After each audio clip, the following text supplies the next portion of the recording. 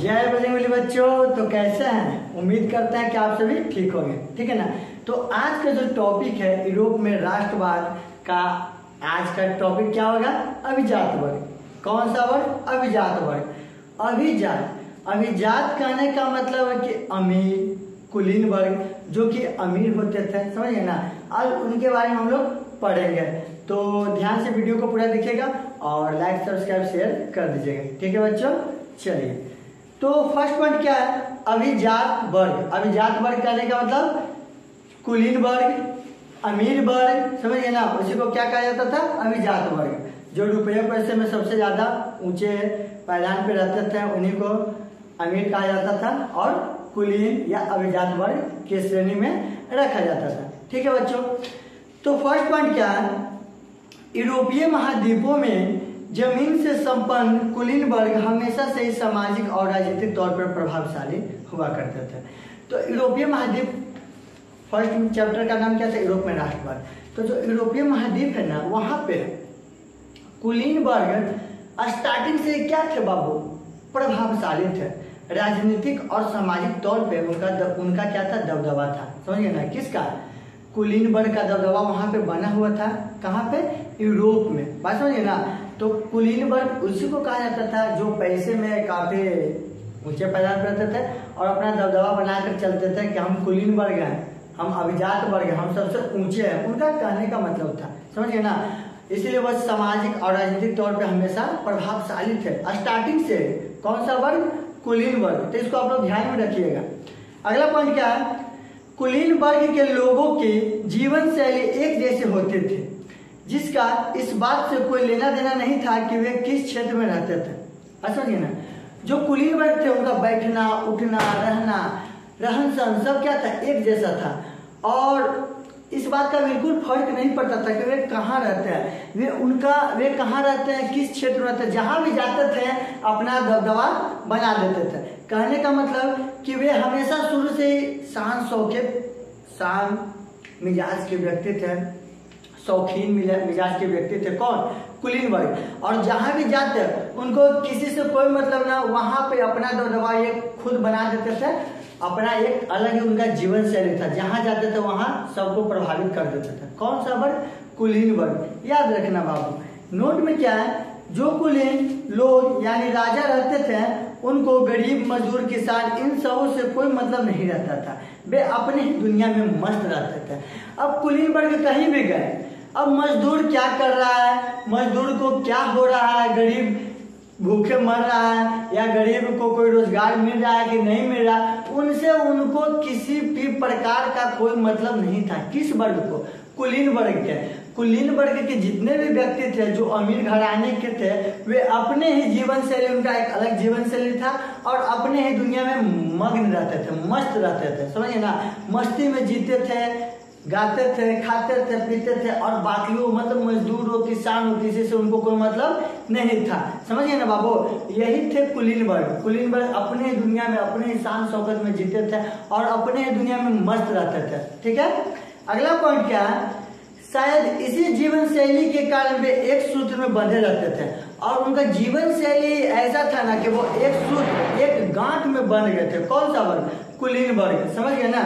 अगला पॉइंट क्या है? उनकी जागीरें ग्रामीण इलाकों में होती थी और उनके आलीशान बंगले शहरों में होते थे। देखिए, जागीरें यानी कि पैसा लेने के लिए और कर्जा लेने के लिए कहाँ पे जाते थे बाबू?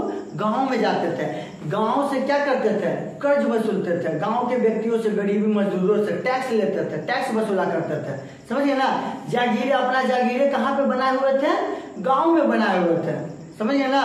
और रहते कहाँ पर थे बाबू? शहरों में रहते थे। शहरों में एक आलीशान बंगला बना के वहां पे पार्टी सार्टी करते थे और रहते थे। और जागीरें वसूलने के लिए कहाँ पर आया करते थे?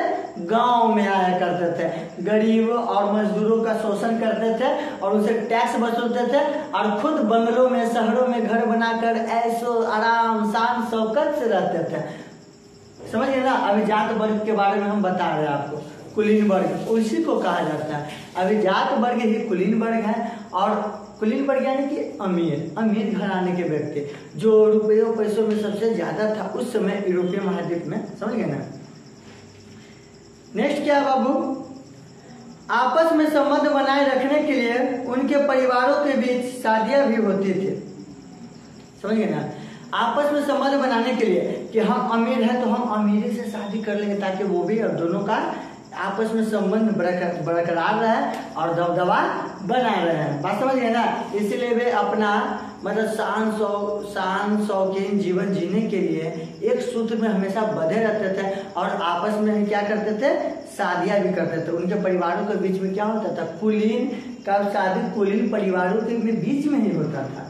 समझिए ना, ताकि आने वाला भी वंश जो हो वो भी क्या हो, कुलीन ही हो, अमीर ही हो। इसीलिए वे अमीर घराने में विवाह करते थे। कौन सा वर्ग, कुलीन वर्ग।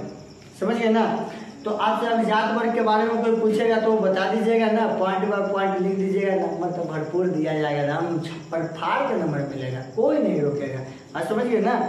नेक्स्ट पॉइंट क्या है, वे फ्रेंच भाषा बोलते थे ताकि अपनी एक खास पहचान बनाए, और अपनी एक खास पहचान बनाने के लिए उन्होंने एक भाषा बोलना स्टार्ट किया। कौन सा भाषा, फ्रेंच भाषा।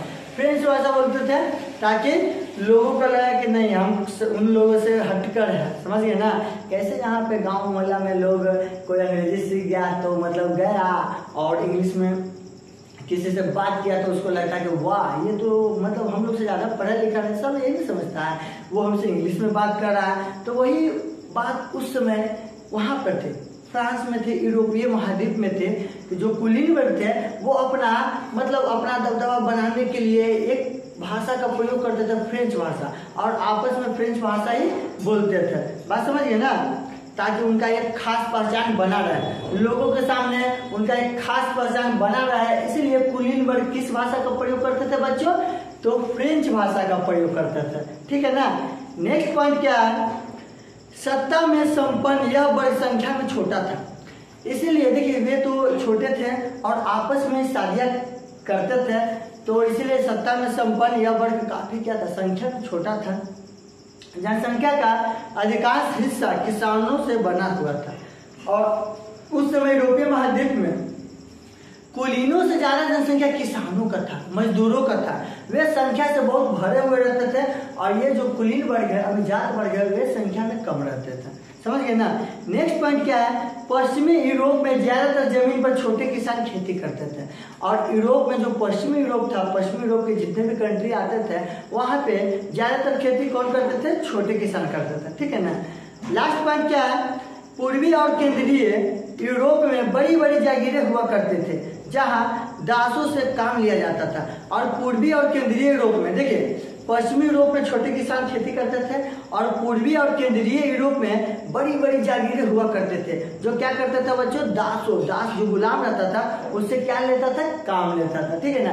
तो ये आज का क्लास यहीं पे समाप्त होता है। अभिजात वर्ग का टॉपिक यहाँ पे समाप्त हो जाता है। ठीक है बच्चों। और कल का टॉपिक बहुत ही मजेदार है। कल का टॉपिक क्या है, मध्यम वर्ग का उदय। तो हम जानेंगे कि किस तरह से मध्यम वर्ग का उदय हुआ। समझिए ना। 3 स्टेट फ्रांसीसी क्रांति के समय जो समाज था 3 स्टेटों में बटा हुआ था। समझिए ना। समाज का बटा हुआ था उसको स्टेट कहा जाता था। प्रथम स्टेट, द्वितीय स्टेट और तृतीय स्टेट। उसी में से द्वितीय और तृतीय से एक और वर्ग का उदय हुआ था। उस वर्ग का नाम है मध्यम वर्ग। समझिए ना। तो मध्यम वर्ग के उदय के बारे में पढ़ेंगे कल। तब तक के लिए okay, tata, bye, good night.